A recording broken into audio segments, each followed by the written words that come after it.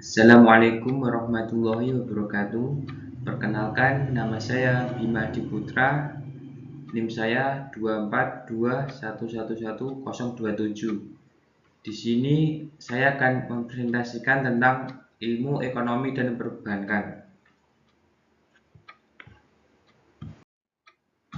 Yang pertama, perilaku konsumen. Menurut Philip Kotler, perilaku membeli dari konsumen akhir, individu dan rumah tangga yang membeli barang dan jasa untuk konsumsi pribadi. Kemudian, faktor yang mempengaruhi perilaku konsumen. Faktor pribadi. Faktor pribadi ini unik untuk setiap individu dan memainkan peran penting dalam keputusan pembelian mereka. Aspek-aspek yang termasuk dalam faktor pribadi meliputi usia, pekerjaan, penghasilan, gaya hidup, dan kepribadian individu. Kemudian faktor sosial. Faktor sosial mencakup pengaruh dari individu atau kelompok di sekitar konsumen. Beberapa elemen sosial yang mempengaruhi perilaku konsumen meliputi pengaruh keluarga, peran sosial, kelompok acuan, dan lingkungan.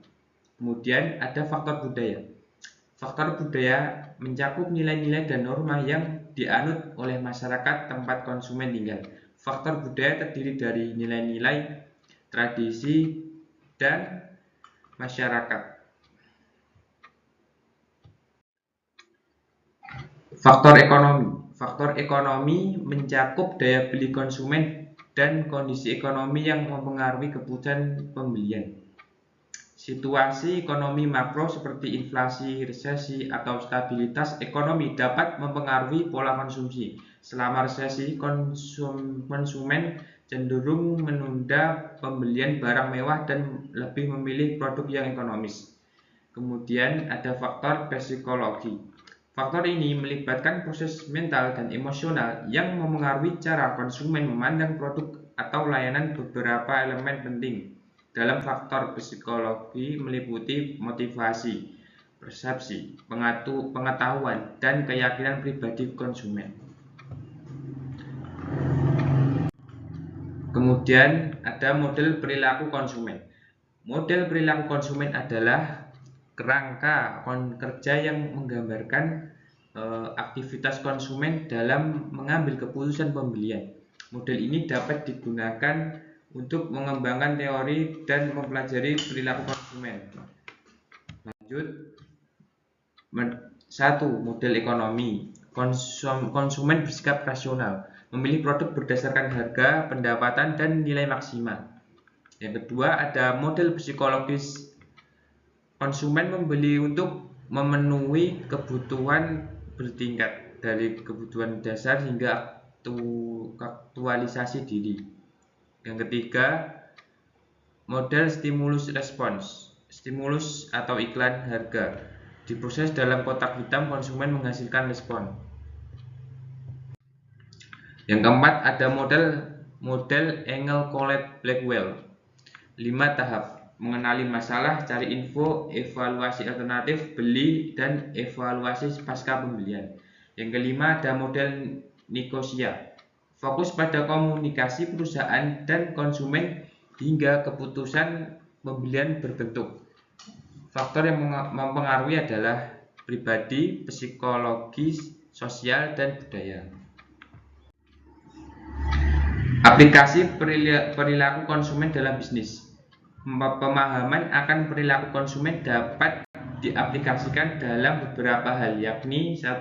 Untuk merancang sebuah strategi pemasaran yang baik. Misalnya, menentukan kapan saat yang tepat perusahaan memberikan diskon untuk menarik pembeli. Konsumen juga dapat dibagi menjadi perilaku yang rasional dan irasional.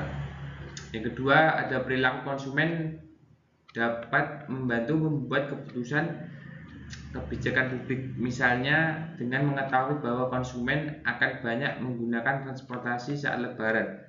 Membuat keuntungan dapat merencanakan harga tiket transportasi pada hari raya.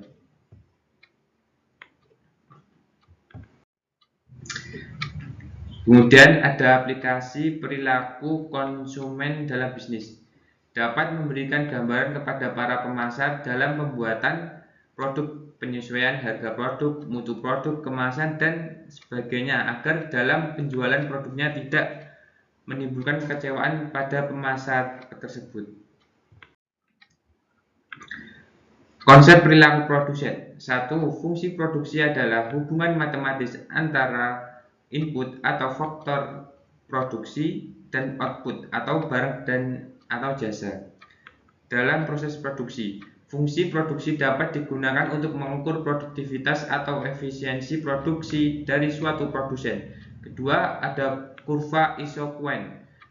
Kurva Isoquen adalah kurva yang menggambarkan kombinasi input atau faktor produksi yang dapat menghasilkan output atau barang atau jasa tertentu dalam proses produksi. Kurva Isoquen dapat digunakan untuk menentukan substitusi input atau faktor produksi yang optimal bagi produsen.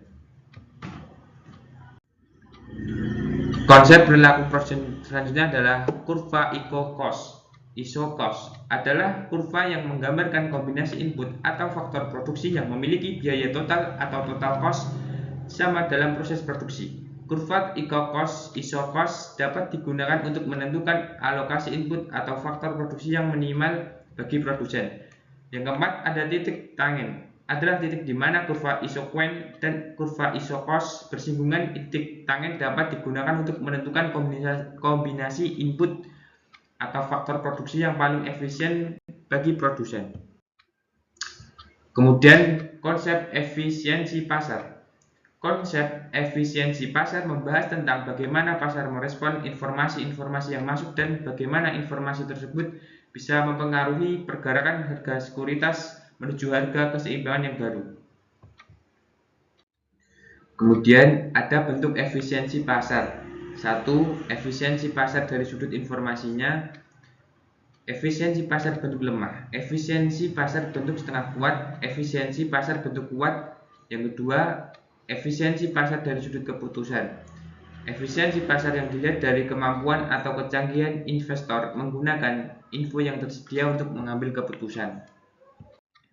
Sekian presentasi dari saya, semoga bermanfaat. Wassalamualaikum warahmatullahi wabarakatuh. Sekian presentasi dari saya, semoga bermanfaat.